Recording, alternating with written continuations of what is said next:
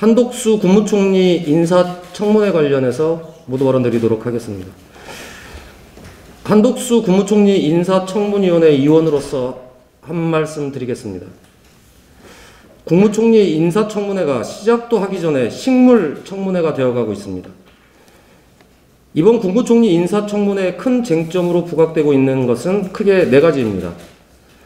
후보자가 론스타의 외환은행 인수 당시 론스타에게 특혜를 제공한 것에 연관되어 있는지, 후보자와 배우자가 부동산 투기를 통해 재산을 증식하지는 않았는지, 공직 시절 외국계 기업에게 혜택을 주거나 금품에 해당하는 특혜를 제공받지는 않았는지, 김앤장 고문으로 19억 원의 보수를 받으며 과연 무슨 일을 했는지 구체적으로 확인해야 합니다.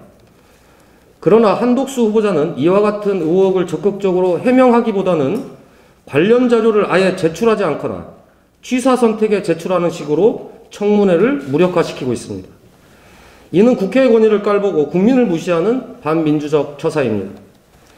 본인에게 제기되는 의혹과 관련해서 국회의 자료 요구를 계속 거부하거나 제대로 된 해명이 이루어지지 않는다면 한독수 후보자는 윤석열 정부 초대 국무총리로는 임명될 수 없을 것이라는 점을 분명히 밝히는 바입니다. 이상입니다. 고양이 50여 마리를 잔혹하게 고문, 살해한 사건이 전 국민적 공분을 얻고 있습니다. 입에 담기도 어려울 정도의 고문으로 온전한 사체가 없을 지경이라고 합니다. 이외에도 입이 묶인 채 생매장당한 강아지, 산채로 검정 비닐봉투에 담겨 음식물 쓰레기통에 버려진 강아지, 두들겨 맞아 죽은 고양이, 일일이 열거하기도 어려울 정도로 동물학대가 빈번하게 발생하고 있습니다. 그러나 단순히 동물학대에만 초점을 맞출 수는 없습니다. 이는 동물을 대하는 우리 사회의 암울한 단면을 매우 폭력적인 형태로 보여주는 일들입니다. 한국에서 동물은 민법상 재산으로 규정되며 불법 번식장과 펫숍은 여전히 성행하고 유기동물은 나날이 늘어갑니다. 축산동물들은 몸만 간신히 들어갈 수 있는 철 울타리 안에서 사육되다 도축장에서 생을 마감합니다. 도시의 야생동물들은 유해동물로 지정된 지 오래이고 도로가 가득한 도시에서 로드킬은 일상이 되었습니다.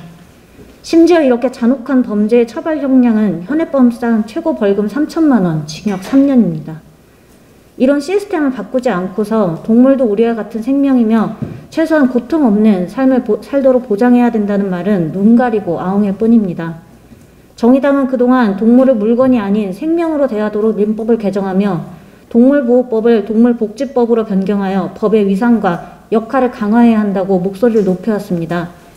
또한 동물정책 행정체계를 일원화하여 실질적인 법 집행 능력을 담보하고 지방정부에서 직접 운영하는 동물보호센터 설치를 통해 지역까지 법의 효력이 미칠 수 있도록 만들어야 함을 주장해왔습니다. 나보다 약한 생명의 행복과 삶을 고민하고 이를 보장하고자 할 때에 우리 사회 전체의 행복과 삶의 질 역시 함께 논의할 수 있습니다. 우리 중 가장 약한 생명이 행복하게 살 수 있는 사회는 곧 모든 이들이 행복하게 살 수 있는 사회로 이어질 것입니다. 이제 우리 모두를 위해 동물을 위한 논의를 시작합시다. 네, 노동위원장을 겸하고 있는 부대표 김은권입니다. 노동 현안 관련해서 윤석열 국민의힘 정부 인수위에 거듭 제안하고 요구를 하겠습니다. 삼가 고인의 명복을 빕니다 라는 말을 하기가 부끄러울 정도입니다. 어제도 그제도 중대재해 사망사고가 한두 명도 아니고 계속 발생하고 있습니다. 속수무책입니다. 사고는 정규직과 비정규직을 가리지 않고 대공장과 작은 공장을 가리지 않고 발생하고 있습니다. 사고의 원인도 매우 다양합니다.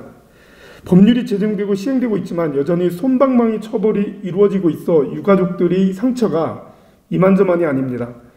동국제강의 피해 유가족들은 농성을 하고 있고 경동건설 피해 유가족들은 재판을 통해서도 계속 상처를 받고 있는 그런 상황입니다.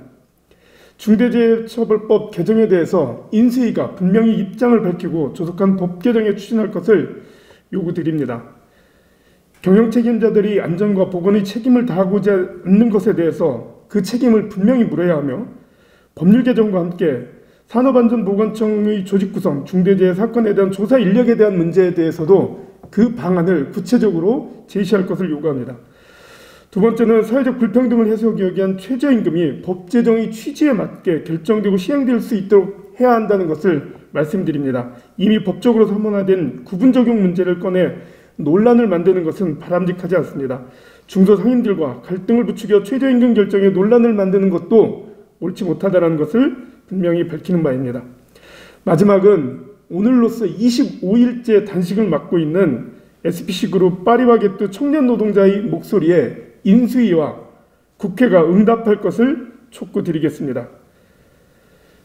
악랄한 노조 탄압에 맞서서 대화를 요구하고 있고 사과를 요구하고 있는 청년 노동자의 요구에 SPC그룹 허영일 회장은 직접 대화에 나서서 응답해야 할 것입니다. 또한 파리바게뜨 불법 파견과 관련하여 2018년 사회적 합의 당사자로 참여했던 집권여당 민주당도 지금의 불이행에 대해서 조사하고 문제 해결에 적극 나설 것을 촉구합니다.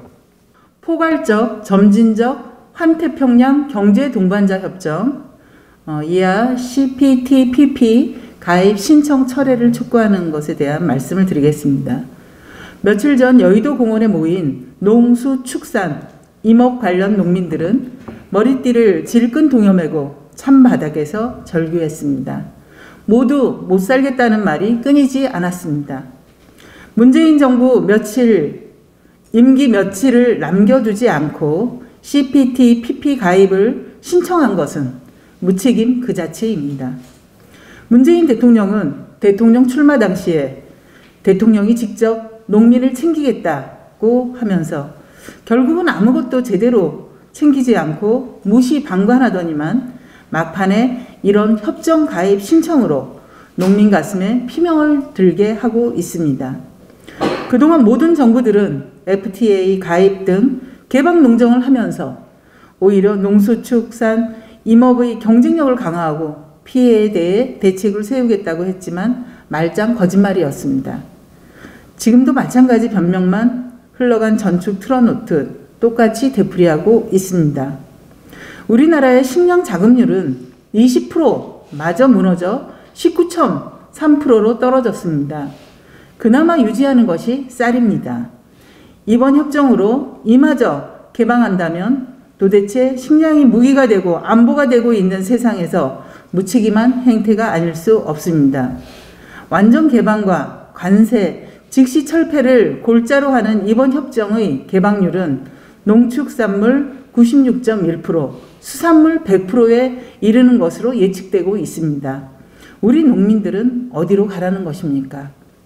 현재 코로나 상황과 우크라이나 사태로 인해 식량 조달이 불투명하고 물가가 천정부지로 오르는 상황에서 농수축산업을 비롯한 임업까지 위협하는 이번 협정 가입은 철회되어야 합니다.